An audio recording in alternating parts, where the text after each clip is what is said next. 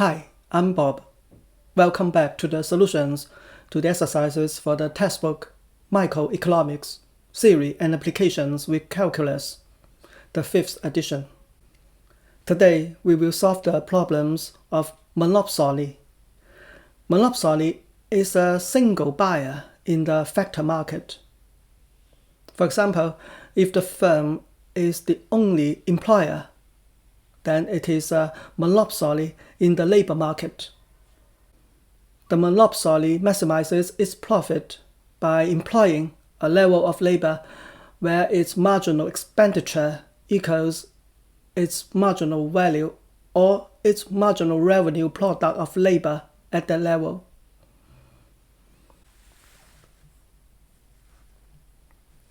Here's exercise 7.1.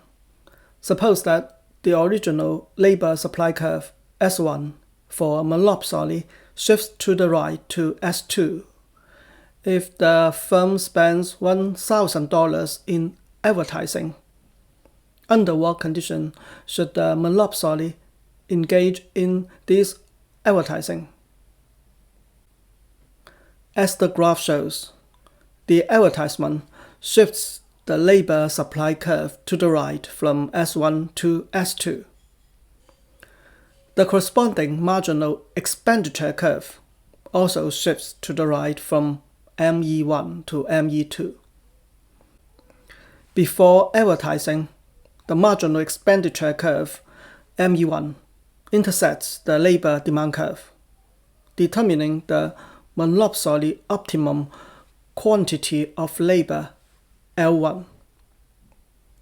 The monopsony optimum E1 on the labor supply curve S1 determines the monopsony optimal wage, W1. After the advertisement, the marginal expenditure curve, ME2, intersects the labor demand curve and determines the monopsony quantity of labor, L2. The monopsony optimum, E2, on the new labor supply curve determines the optimal wage, W2.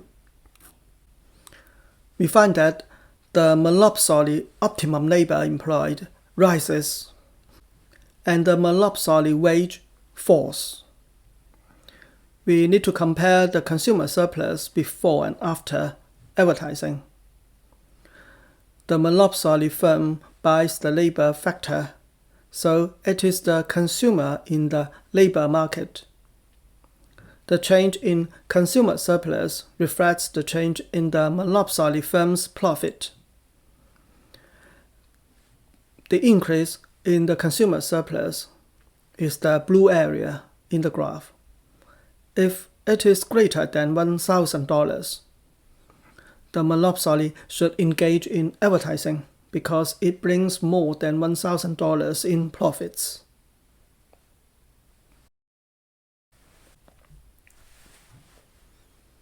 Let's do exercise 7.2. What happens to the monopsony outcome if the minimum wage is set slightly above or below the competitive wage? We can address the problem in 3 steps. In the first step, we determine the effect of the minimum wage on the marginal expenditure curve. If the minimum wage W1 is set slightly above the competitive wage WC, as shown in the graph, the new labor supply curve will have a kink. It is horizontal in the range where the minimum wage is above the original supply curve. It is identical to the original labor supply curve for the part where the wage is higher than the minimum wage. The corresponding marginal expenditure curve has a jump. It is horizontal where the supply curve is horizontal. It is the same as the original marginal expenditure curve where the new supply curve is upward sloping. In the second step, we determine the post-minimum wage outcome. The monopsony operates where its new marginal expenditure curve intersects the demand curve. The new Monopsony optimum is E1.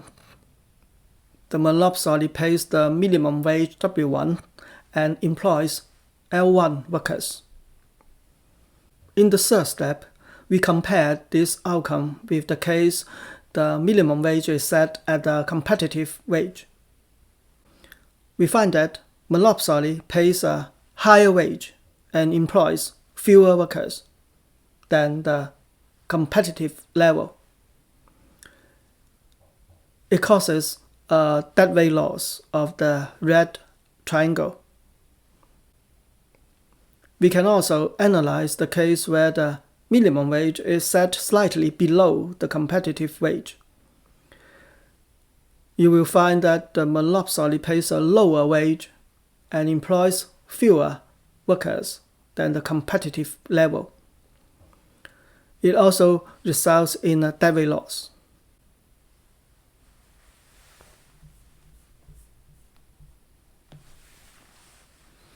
Let's solve exercise 7.3.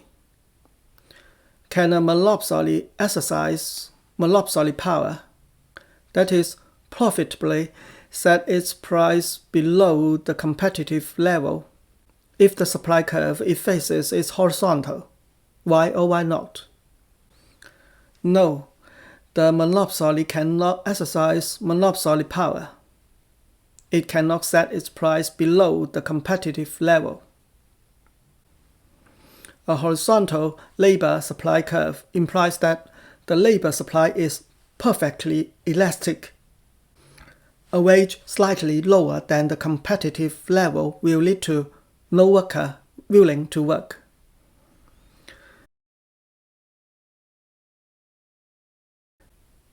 We can also think of it this way. We know that the amount of labor the monopsony employs is determined by the intersection of the marginal expenditure curve and the labor demand curve. Then the monopsony pays the wage based on the labor supply curve.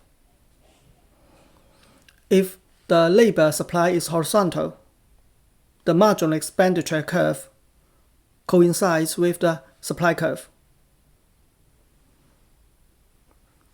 The intersection of the marginal expenditure curve and the labor demand curve is on the labor supply curve. There is no gap between the firm's marginal expenditure and the wage it actually pays. If we calculate the monopsony power measure, the Lerner index, we will find that it equals 0.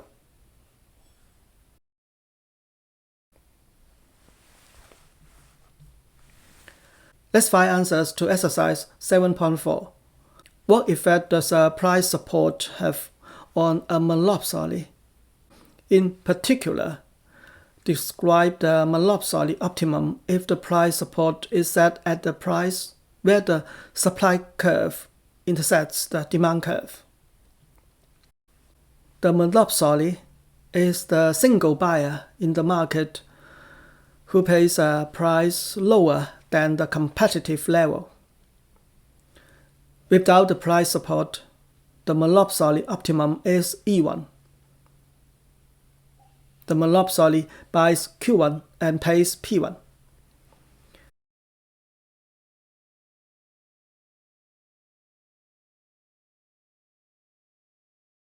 If the price support is set at the competitive level, where the supply curve intersects the demand curve, it creates a kink in the supply curve. The new supply curve is horizontal until QC and then upward sloping. The corresponding new marginal expenditure curve has a jump at QC. The demand curve crosses the new marginal expenditure curve at EC. The new monopsony optimum is EC. The monopsony buys QC units and pays PC. It is the same as the competitive equilibrium. The firm buys more and pays more than the monopsony case without the price support. The welfare is maximized in this price support case where there's no debit loss.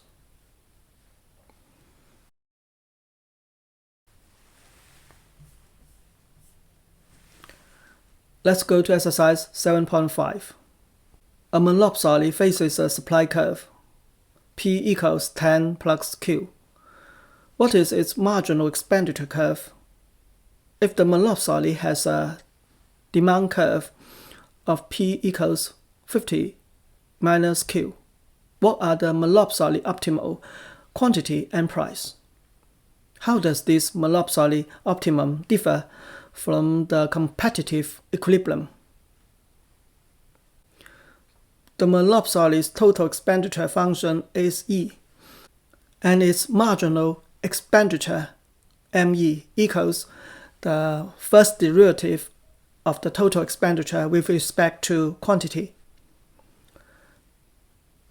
Monopsony optimum quantity is determined by the intersection of the marginal expenditure curve and the demand curve. We can obtain Q star, 40/3. From the supply function, we can calculate the monopsony optimal price, 70/3.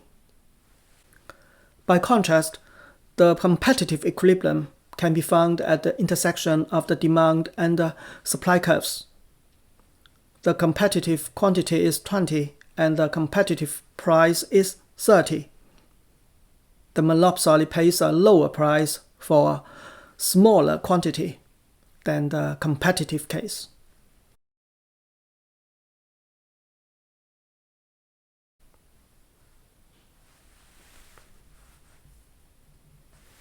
Let's finish exercise 7.6.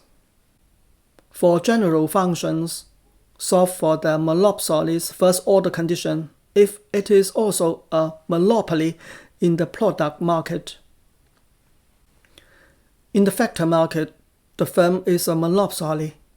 It employs workers in the monopsony labor market to produce products and sells the products in a monopoly product market. The first-order condition is that its marginal expenditure on the last unit of labor equals the marginal revenue product of labor.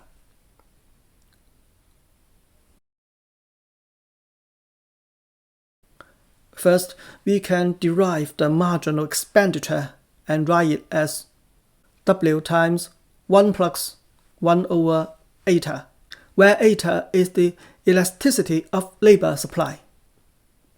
Here the wage W is a function of labor supplied. Next, we derive the marginal revenue product of labor.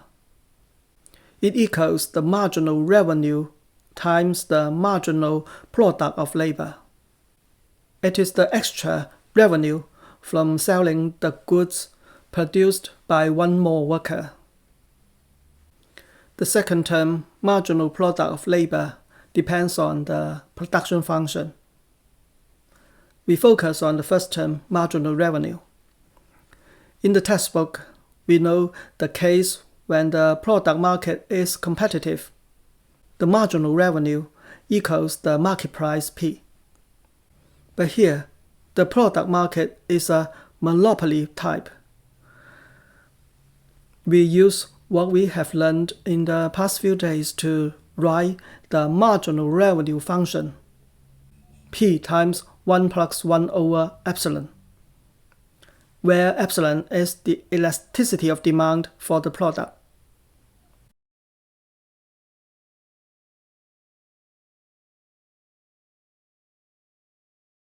Finally, we equate these two parts to obtain the optimal level of labor L star.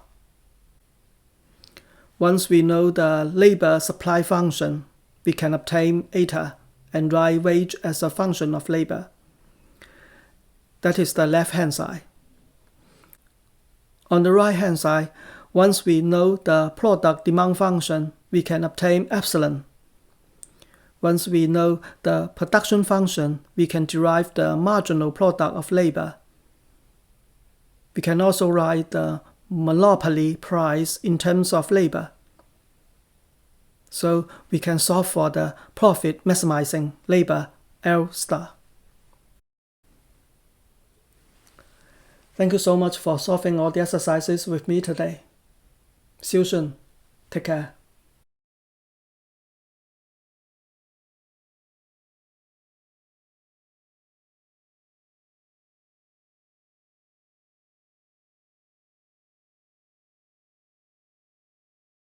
Thank you for watching this video and subscribing to my YouTube channel.